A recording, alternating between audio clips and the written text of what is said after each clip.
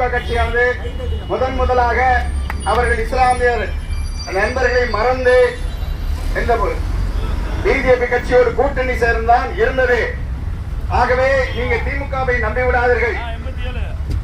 இஸ்லாமிய சொந்தங்கள் உங்களுக்கு பாதுகாப்பு வேண்டும் என்று நீங்கள் கருதினீர்கள். ஆனால் நாங்கள் பிஜேபியை மனித குலத்தின் எதிரி என்று சொல்லுகிறோம்.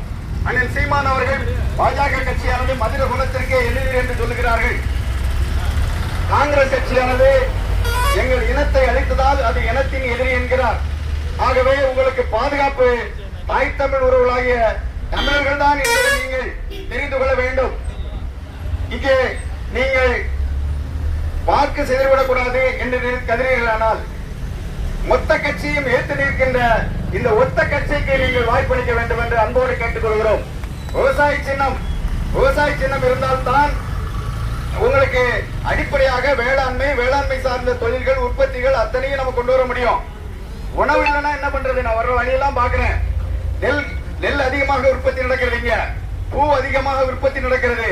அந்த பூக்களுக்கு பூ தார்ந்த தொழிற்சாலை சென்று தொழிற்சாலை வைத்தால் அத்தனை பேருக்கு வேலை கிடைக்கும், பூக்களுக்கு நல்ல விலை கிடைக்கும். இது அரசாங்கமே செய்யும். நெல் கொள்முதல் விலை சேமிப்பு கிடங்கள் அத்தனையும் நாங்கள் உருவாக்குவோம். இதையெல்லாம் சிந்திப்பதற்கான எந்த கட்சிகளுக்கும் அறையவில்லை. திமுகவும் அதிமுகவும் இலவசங்களை வழங்கி இலவசங்களை கொடுத்து மக்களை ஏமாற்றி வாக்குகளை சேகரிக்கலாம் என்று நினைத்துக் கொண்டிருக்கிறார்கள். இந்த முறை நம்ம மக்களை ஏமாற மாட்டார்கள். ஏன் என்று சொன்னால் நாங்கள் உண்மையின் நேர்மையின் சார்ந்து இந்த மக்களோடு கூட்டணி வைத்து நிற்கின்றோம். ஆனால் அவர்கள் எதை நம்பி இருக்கிறார்கள் என்று சொன்னால் நீங்கள் இலவசத்தை வெறுக்க தொடங்கினால்தான் அவர்கள் திருந்துவார்கள்.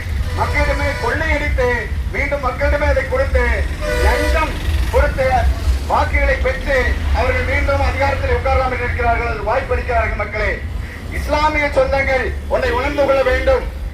இஸ்லாமிய சொந்தங்கள் பிஜேபி எதிர்ப்பு என்ற நிலையை இருக்கிறார்கள், ஏற்றுக்கொள்கிறோம். மதத்திற்கு நாங்கள் சாதி மதம் கடந்து நிற்பவர்கள். அப்படி எதிர்த்து நின்றால் உண்மையின் நேர்மையாக அனைத்து அநீதிகளையும் எதிர்க்கக்கூடிய நாம் தமிழர் கட்சி விவசாய சின்னத்திற்கு நீங்கள் வாக்களிக்குமாறு அன்போடு கேட்டுக்கொள்கிறோம்.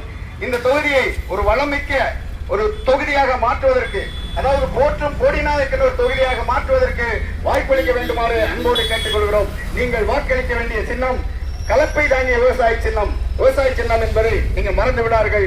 அன்பு உறவுகளுக்கு அத்தனை பேருக்கும் நன்றி.